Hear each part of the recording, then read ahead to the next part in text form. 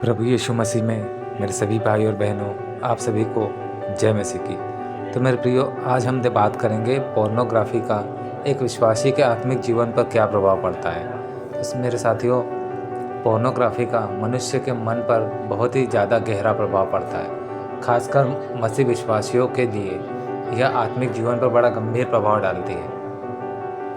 पवित्र शास्त्र बाइबल हमें यौन संबंधों और शुद्धता के बारे में स्पष्ट शिक्षा देता है। आइए आज हम देखते हैं पोर्नोग्राफी एक विश्वासी के आत्मिक जीवन को किस प्रकार से प्रभावित करती है।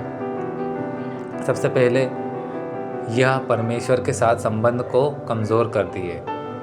पोर्नोग्राफी परमेश्वर के साथ किए गए वचन का उल्लंघन है। यह परमेश्वर के प्रति विश्वासघात है और हमारे साथ उसके पवित्र संबंध को कमज़ोर करता है। जो भी पोर्नोग्राफी करता है वो परमेश्वर के साथ धोखेबाज करता है। फिर पोर्नोग्राफी मन को परमेश्वर की ओर से हटाकर भौतिक और शारीरिक सुख की ओर मोड़ देती है, जिससे आध्यात्मिक विकास में बाधा उत्पन्न होती है। जो व्यक्ति भी पोर्नोग्राफी देखता है उसका मन संसारिक यानी लस्ट की ओर बढ़ने लग जाता है। फिर दूसरा है पवित्र आत्मा का दुखी होना।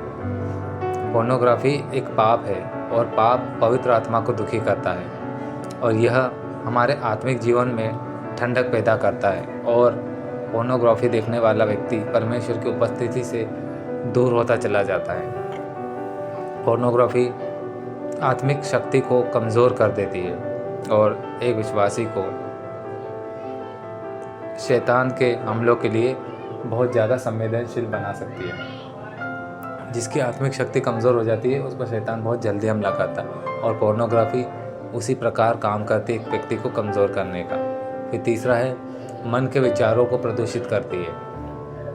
पोर्नोग्राफी मन के विचारों में अशुद्धता को भर देती है और जिस वजह से पवित्रता की भावना को कमज़ोर करती है और एक व्यक्ति गंदे ख्यालों में ही खोया रहता है। फिर यह दूसरों के साथ संबंधों को ख़राब कर देती है। विशेषकर वैवाहिक संबंध के भीतर पोर्नोग्राफी एक बहुत बड़ा फैक्ट साबित होती है जो बहुत बुरा प्रभाव वैवाहिक जीवन पर पहुंचाती है।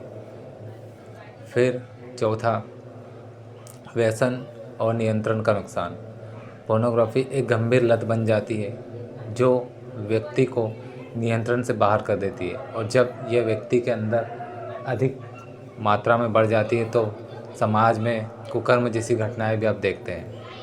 फिर पोर्नोग्राफी एक व्यक्ति को पाप की गुलामी में बांध सकती है और उसे मुक्ति पाने से रोक सकती है, यानी उसके साल्वेशन के में भी पोर्नोग्राफी एक बहुत बड़ी बाधा है।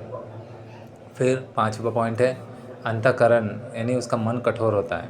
बार बार पाप करने के द्वारा एक व्यक्ति का अंतःकरण यानी मन उसका कठोर होता जाता है और फिर ऐसा व्यक्ति पाप के प्रति उदासीन हो जाता है, यानी उसे फिर अच्छे और बुरे का कोई मतलब ही नहीं रखता। वो पाप भी ऐसे करता है जैसे कोई अच्छा काम कर रहा हो। फिर पोर्नोग्राफी पश्चाताप करने की क्षमता को भी कमज़ोर करती है और परमेश्वर के साथ मेल मिलाप में बाधा को उत्पन्न करती है। मेरे प्रियो, बाइबल क्या कहती है, आइए अब इस बात को देखते हैं। पहला थिस्सलुनीकियों चैप्टर 4 वर्स 3 से 5 के बीच में बाइबल हमें पवित्र जीवन जीने का आह्वान करती है। फिर मन को नवीनित करना। रोमियो 12वें अध्याय के दूसरे वचन के अनुसार हमें अपने मन को परमेश्वर के वचन से भरना चाहिए और जैसे जैसे हमारे अंदर परमेश्वर का वचन भराता जाएगा वैसे वैसे हम पाप से दूर होते चले जाएंगे।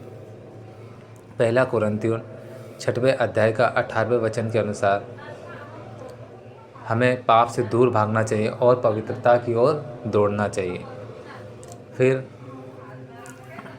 यीशु मसीह ने हमें कई आज्ञाएं दी है और हमें पुराने जीवन को त्याग देना चाहिए, जैसा कि दूसरा कुरिन्थियों 5वें अध्याय के 17वें वचन में लिखा है कि हम परमेश्वर में नई सृष्टि है, अब हमारे अंदर कोई भी पुरानी वस्तु वास नहीं करेगी। इसलिए हमें हमारी पुरानी आदतों को छोड़ने का प्रयास करना है और परमेश्वर के हाथों में हमें खुद को सरेंडर करना है।